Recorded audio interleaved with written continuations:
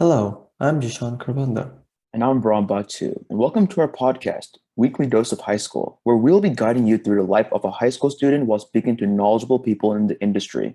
Welcome to our eighth episode. Today we are here with Saarth Shah, an incoming sophomore at UC San Diego, where he'll be studying data science. I've personally known Saarth, and he and I used to work on a nonprofit organization called Educately, and we were in charge of the web development team and the video production team.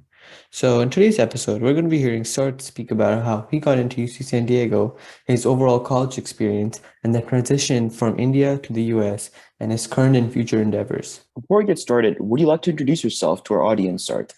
Um, yeah. Hi, my name is Sar. I'm a rising sophomore at UC San Diego, studying data science at the Halley Data Science Institute. And I'm planning to minor in entrepreneurship or business, but I haven't really decided which one I want to go with yet. And yeah, I mean, I love entrepreneurship. I'm trying to get into either quantitative finance, data science, or software engineering, which I have not decided on yet. But yeah, that's a little bit about myself. Great. Without a further ado, let's get into today's episode.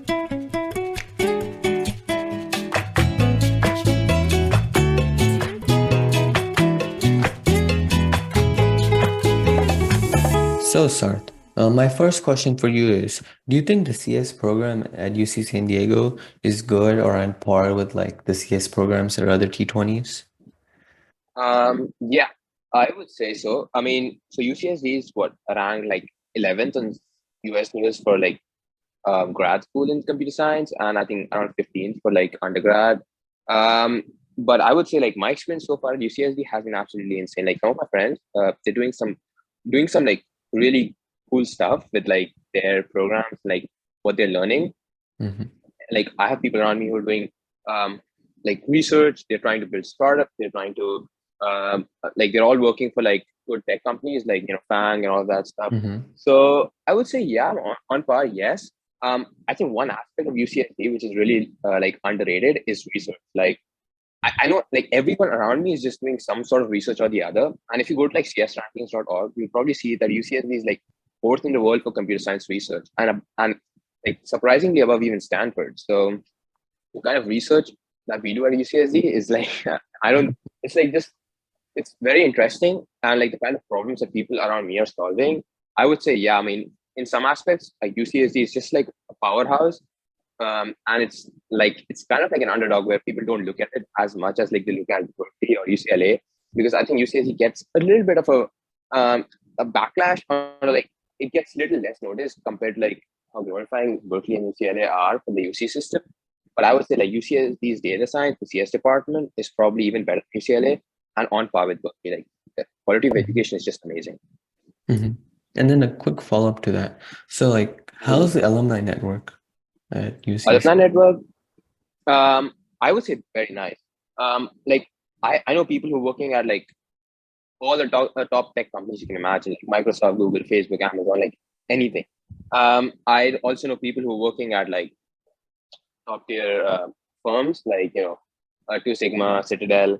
Not so Mm-hmm. much though. Like we're not too much of a feeder for like hedge funds, but we are definitely a big feeder for FANG Mm-hmm. and like software engineers in general. If I talk about research, yeah, a lot of my seniors are going to like other top research schools or like staying at UCSD doing their PhDs here. Um, I also and for entrepreneurship, which is what I'm interested in, um, we might not be as glorious as like the number of entrepreneurs that came from like Stanford or Berkeley because of they are physically present in the Bay Area. But for entrepreneurship, we do have some really strong alumni, like the founder of GoPro. We have the founder of um, D. Shaw. We have the founder of I think Qualcomm actually came out of UCSD. It was built by professors here. And we have this one company recently that raised $1 billion. It's called Rada. So we have a lot of like alumni who like creating big tech companies too. So yeah, alumni network is pretty solid. That's it. Got it. Thank you. Okay, Sarth, this might be a little bit of personal question, so you don't have to answer if you don't want. But if you don't mind answering, may you share which colleges you applied for? Early decision, early action, or restrictive early action? Yeah, I would love to answer that. So I applied to like 22 to 23 different schools, partly because I was an international and I was going with a shotgun. Like, I don't know if you guys have heard of this term, like shotgunning. I Yeah. was trying to shotgun and see what is the best thing I can learn. So I applied to 24 different schools. I applied restrictive early action to Yale. At that time, when I was applying, I was a big follower of Justin Khan, who's like co-founder of Twitch, and I was looking into Yale for their CS department. I saw that it would probably be the easiest IB to get into because they want strong CS people. And I applied early action, but didn't go anywhere. I got rejected straight up, which I don't even care now. But that time it was kind of a bummer. But then, as regular decision rolled in, I applied to all of the 7 IVs that were left. I applied to Stanford, Carnegie Mellon. I applied to all like Berkeley, UCLA, UC San Diego, Georgia Tech, Michigan, UIUC, Purdue, University of Wisconsin, Madison, and I applied to Waterloo and Toronto in Canada. And as for what I got into data science at UCSD.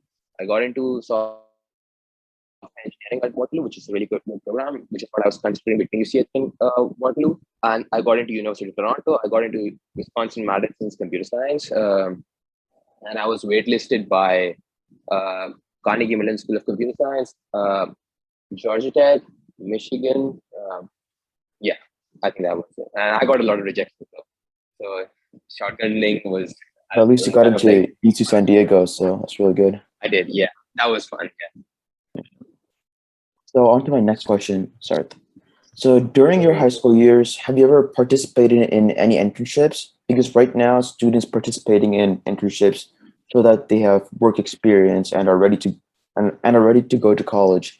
So have you ever done something like this or something similar to it? I did actually. So I did intern for like a small tech firm here in my city. I would not advise internships particularly because what happens is that let's say you're interning for like a firm that like nobody knows about, specifically like where you're applying to school. Let's say like if I like intern at a place here in India that nobody knows about, even in India, like how would the admissions officers at like a top CS school would know about that? Like that's just not possible, right? While it may sound like you know some stuff, but I feel like if you're interning, it's much better to intern at a place that has some sort of credibility or like people know about it. I think a great example, I know I've seen some people on LinkedIn, like some high schoolers who've been interning at like San Diego Supercomputer Center. And I mean, I work here too, but like that's like a name which a lot of people would know about because it's like there's only like I think it's 7 or 8 supercomputer centers in the US. So if you work at a place like this or you work for like a big tech company, well then yes, then internships make sense because then people know about it. But if you're interning like at like a random startup that no one knows about, I don't know if it's a good idea. Unless it has some credibility attached to it. Let's say if you're interning for a startup that is a part of a university's program, then maybe might be a little bit more credible. But then in general, I don't know. I'm not a big fan of interning for like no-name companies. Rather, I would say if you want to learn something or if you want to so that you have some experience with like what you want to do in college, I would rather prefer to work on like personal projects or doing something of yourself, like starting your own startup or like building a cool project that you can show that can get some credibility from other sources. But internships are kind of like if they're respectable, if people know about them, then for sure. Otherwise, kind of I don't know. You can still do it because it's something, it's much better than having nothing on your resume. But I wouldn't like necessarily advise it over like working on your own things or just doing your own projects. Thank you, Saarth. So like Saarth, you mentioned you wouldn't advise it if it's like a no-name company. Do you have any tips or tricks to get into an internship as a high school student? It's like a widely known company because those are really, really hard as for a high school student. I think networking, like if you know someone and they can refer you for a position, that definitely helps you out. I like even like as a college freshman, like when I was applying to internships as a freshman, I applied to all the top tech companies, but and I heard back favorably, but like from some, like I got some decent interviews, but I didn't like get like a full-time offer. Like I didn't get an offer for the summer. But one thing which I've seen, like some of my friends who are interning, they basically got it through their own network. So like maybe through their connections, maybe their parents' connections. I think that definitely helps a lot. I mean, it might not be the best for someone who has no connections, but I think networking does help you out. So if you, I mean, that's probably the number one tip that I would give. Like try to build your network, try to know people who might be able to refer you for a position. Other than that, just keep applying. It's a numbers game. I applied to more than 400 internships last year, and I only got like 15, 20 interviews. I mean, which is really hard to get as a freshman. Yeah, true. As a college, as a high school student, it's even probably hard to get trying to get an interview at a tech company. So yeah, it's a numbers game, and try to network your way, and that's like the only two tips I would probably give. And then so like on Reddit or like many other forums like Reddit, I've seen people saying do this strategy of cold emailing like startup companies. Like I know you just said don't do that like if it's a no-name company, but like how beneficial do you think like it is? Because at the end of the day, it shows like work experience and like your passion for that interest or for that specific area. So like, do you recommend cold emailing or no? I would recommend cold emailing for sure. But I don't know about no-name startups. I would definitely cold email professors in colleges and try to get a research position. I think that is definitely something which can definitely get you in, because let's say if you're interning, if you're researching, if you're like part of a research project at like a big school or a school that people know about, then it does help you a lot on your resume, because college admissions officers definitely know the other school, and they know that, hey, if you work here, you have something. If you can show your interest in that specific subject in that way, I think that's a great idea. What happens with tech companies in specific? Let's say if you're working for a random startup that was, or like a random company that does like a few x amount of dollars in revenue per year that no one knows about. What would happen is that, let's say, it's very easy to like say, hey, I did all of this stuff at this startup, but then if people don't know that company, they're like, I don't know how much credibility I would give to that. Like Right. personally, because I recruit from my own startup sometimes, and when I see people who work at like a random company that I don't even know about, um, I don't know how much credibility I would give it. But like, let's say if they have worked at a company which has some ties to a specific university or a specific program, or like some like they're either connected with an accelerator, like a big tech accelerator, or they're connected with like a you know with a university, or like they have they're in some incubators, they are funded by some company, then I might give it more credibility. But if it's just like a straight like a random business out of nowhere, unless you've created it, but you're just working for it, I don't know how much credibility I would give it. But I mean, if you're getting paid for it, well, then for sure do it. But I would like, specifically if you're just working for free for someone, for like a no-name company, then I would like definitely suggest against it. Got It's it. much better to work on your own projects. Yes. Got it. Okay, so now deviating a little and more about the admission process. Yeah, obviously you might not know the exact reason why you got into UC San Diego, but do you have a rough estimate or idea like, how you got in? Because specifically you're like an international student, so that makes it even much more harder for you because the quota is so low. And it's like, do you have any like idea how you got into UC San Diego? I actually do. So I don't know if you've seen those videos where you can see your college admission like files. Um, People make those videos. I actually got access to my own college admissions file sometime early this year. So I was able to see what the admissions officers rated me on. It was kind of all over the place. Like I think I had three readers. I was given like two ones, like overall ones, where like one is like the highest on the scale and five is like the lowest on the scale, with three being the average. And I was given like two ones and one three. So it was kind of all over the place. Like two admissions of like officers like called me like a really good fit, like, and I must admit, which is like one. And then I had a three by like my second reader, which I was kind of weird, which is kind of weird. What I think got me in was definitely my leadership experience, because I was rated very heavily on that, and my academics were also really high. Because I've always been top of my class in high school, so I think that helped me out a lot. So that's why I was like kind of given those high grades. But I did not see how they rated my essays, so I have no clue if those were the things that actually got me that one. But I was definitely rated very highly on my leadership and my my academics. Hmm. So now I have like a couple of follow-ups on that. So one, I thought if you waive your FERPA rights, so like the rights to see your educational records, then you can see it. So do you have to do that as an international student or no? Yes. I don't know how it works, but I saw this like it was on our Reddit where somebody was like the people were looking at their admissions files, and then you just had to like message the admissions office asking for your file.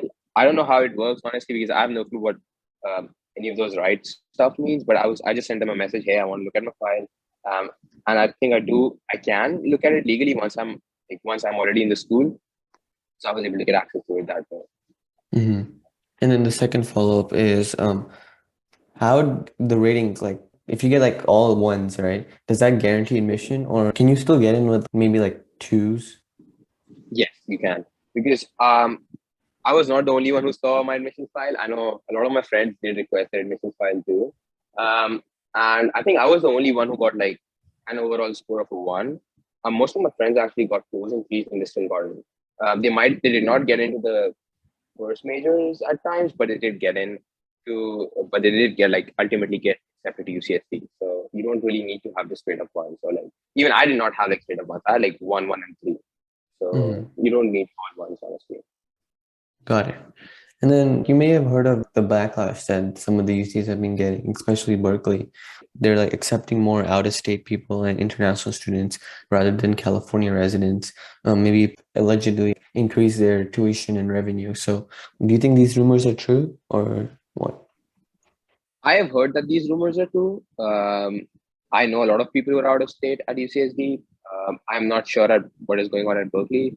I think they do definitely do it so that they can bring in more revenue because my out of state tuition is super high. Like I'm paying like almost $250,000 in the 4 years of education that I'm doing here. So it's super expensive. So that definitely helps schools out a lot, like because you're paying a lot more, so they get in more money.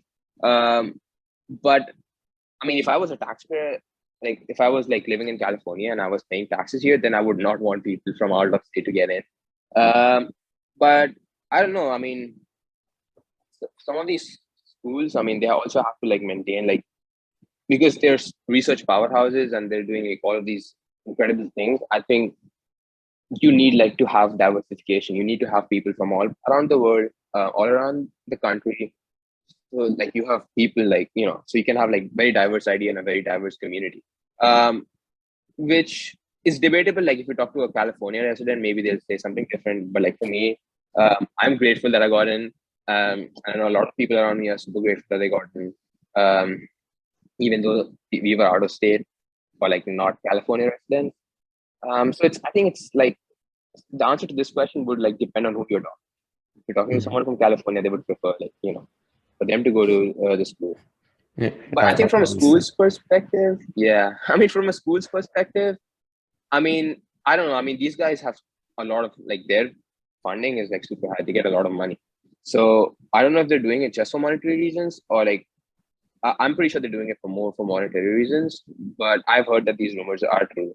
But still, I think California residents get priority. Like like the bars for getting into UCSD as a California resident is not as high as like as an international or as an out of state. So Mhm. that is something which it's much easier to get in, and they have more seats for like California people. So it's Got good it. for a lot of people. True. Yes. All right, thank you. Okay, so Sarth, as a college student, you'll probably have an answer for the question I'm about to ask. So I have a friend who has been accepted into the University of Michigan in their junior year. So why do you think great colleges like University of Michigan would accept him so early when more potential could be seen during the summer of their junior year? That's a that's a great question. Honestly, I have no clue because either that person is probably a prodigy or like they're like way ahead of the high school classes or they don't really need high school to succeed in college like to succeed, then probably colleges would accept them. But I don't know, these cases like outliers. So if I personally was given an option to attend college as a high school junior, I would probably not because you would, I mean, as a junior or like as a even as a high school senior when you're 1 year younger than all the other freshmen, can seem a little out of place, once you're like with around with people and everyone as an adult and you're like still like 17 or like 16. I don't know. I would not want to be in that situation. It's like, because what happens is that colleges, while they're great for academics and great for research and great for everything else, they are also places to where you build your network. And networking specifically, if you are around people who are the same age as you, then it's much easier. Even though you might be on the same intellectual level with them, but sometimes if you're in the same age bracket with them, then you relate to them a lot more. So it's easier to network that way. But honestly, I don't know. I mean, I have heard of cases like this too. Like I know someone from my high school many years ago who got into like Stanford as like a junior in high school, which was very weird. But that guy was a prodigy. He had like 10 different math Olympiads and whatnot. So like he was like an outlier. Like you don't see people like that usually. But I don't know. Like honestly, I mean, this is a little bit out of like what I probably would do. I don't probably don't understand why university would accept someone. Yeah, I'm a bit confused as well, but thanks for sharing. Okay, so Sarth, what would you say would be like your top two extracurriculars that you highlighted or emphasized in your college applications? So for my top two extracurriculars, I had like for my first, like the most important extracurricular which I had in high school was I built this employment platform, which was essentially like what happened when like COVID initially hit. A lot of people around me were like losing their jobs because like I don't know if you guys have heard of this, but like the COVID wave in India was like terrible. People were dying left and right. Yeah. So I realized that hey, people around me were losing their jobs because nobody wants to bring in like we have a lot of so like nobody wants to bring in domestic help when like COVID is on such a high peak. And for those of you guys who don't know, like India, there's a culture of like hiring someone to help you with your daily chores. So it's like you have someone to help clean your house, you have someone to like clean your dishes. I know it might not sound like super familiar with, but we do have a culture like that in India. And specifically when COVID hit, a lot of people didn't want other people in their houses because they felt unsafe. So a lot of people were losing their jobs. A lot of people who were working were also moving back to villages from cities. So there were people who needed help, but they did not have anyone to like get access to that. So I built an employment platform with my friend where people who were losing their jobs could post like that they want a job, and people who want to hire someone can post that they have an opening, and then we can connect them through the platform, through the website. And we ended up like I think we were able to like source 60 full-time jobs that we are aware of, and we had like 7,000 people who visited our website, like were users. We were featured everywhere on the city newspaper, like kind of became a small thing at that time. And we did some I mean, while 60 sounds like a small number, we did some really impactful things at that time. Like I still remember this call which I had with this guy who was a painter who could not pay his rent for a while because he had no source of money, and we were somehow able to get him a gig, like a long-term sort of like a project, like a couple months. And that guy was so happy that we still remember that day. I mean, it was really fun. So yeah, I mean, I built that website at that time. My second most extracurricular, which I mean I'm the most proud of, was I built like a video game. So I was a video game developer at that time. Oh yeah. I built. I mean, I grew up playing Counter-Strike a lot, uh, and a lot of Call of Duty. So I was kind of interested in like seeing how I can build something like that. So I spent 9 months building this prototype, or like a self-made version of Counter-Strike and Call of Duty, like somewhere in between both of those games. And it was kind of a fun project. I learned a lot of programming at that time. It was finally like, I mean, it was a big project because that game was not just like a single player game; it was multiplayer. So it was like connecting to servers and allowing multiple people to play at the same time. And like if someone attacks someone else in the game, I have to display and change the score for everyone. So it has to be done in real time. So it was like a big project at that time, built on Unity. I learned C# for it.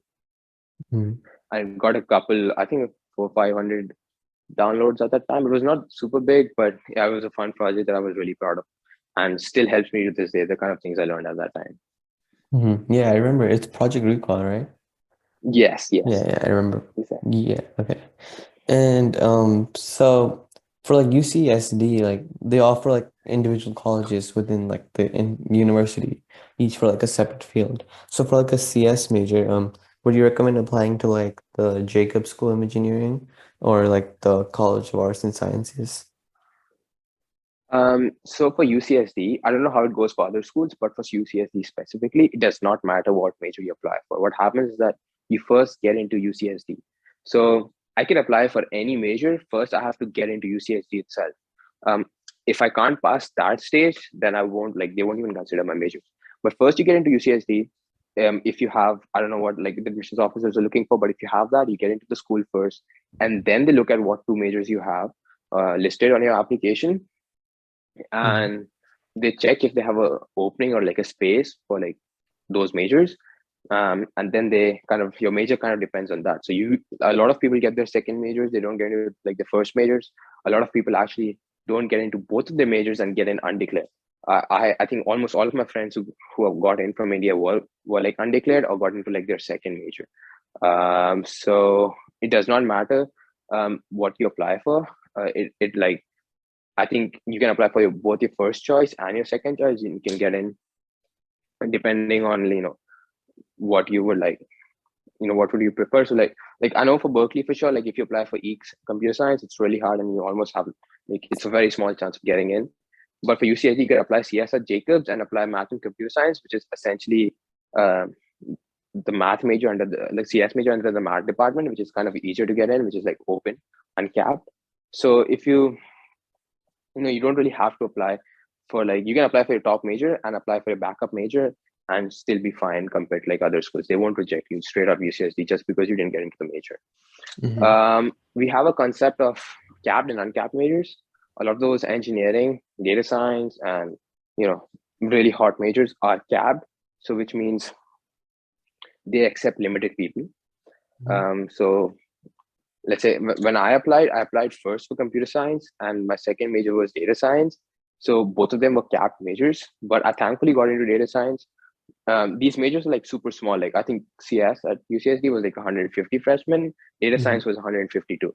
So I think what 6,000 people applied to UCSD. 6,000 people get into UCSD in a year. Like freshmen, like incoming freshmen are like I think around 6,000, and like I think 30 to 40,000. Like I don't know what the number is, but I know a lot of people get in, but the classes of these majors are like super small, 100, 150. Mhm. So super hard to get in. What I did was sort of wrong. I should not have applied to both two cap majors, but still I think you can do that at UCSD and still be fine. And you can still get into UCSD undeclared if they don't accept you into both of your majors, and then you can apply for like a you can either try transferring into like a major of your choice, or you can apply for an uncapped major which you can switch into anytime, which is like what we have math and computer science at UCSD, essentially the BSCS version of what Berkeley has. You Mhm. can just apply for that major. Like you don't even need to I think you don't even need like a GPA requirement. You can just switch into that major anytime, if I'm not wrong. Got it. So like I was gonna ask you this later on, but like I'll just ask now. So like for CS, if someone's applying to UCSD as CS major, would you recommend Mhm. applying like as a specialized major like you just mentioned under the math department or like the data science to like maximize your chances? I would say apply for what you really want to study, because for some of these majors like CS, it's almost impossible to transfer into. So once you get into the school, it's almost super hard to get in to that major. I would say like apply for what you really want to study in your first part, in your first like your preferred major, and then for your secondary major, choose something which you're fine with as an alternative. So let's say you really want to study computer science, which is under the computer science and engineering department. Super hard to get into.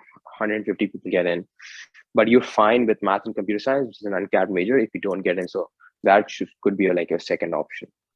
So you should definitely apply for whatever major you want without caring about like how hard it is to get in, at least in the first position, in the first preferred major.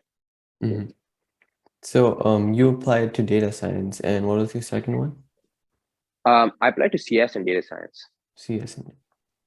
Okay, and they're both uncapped, right? Or they're both capped. They're they're both capped, yes. Got it. So hard to get in, yeah.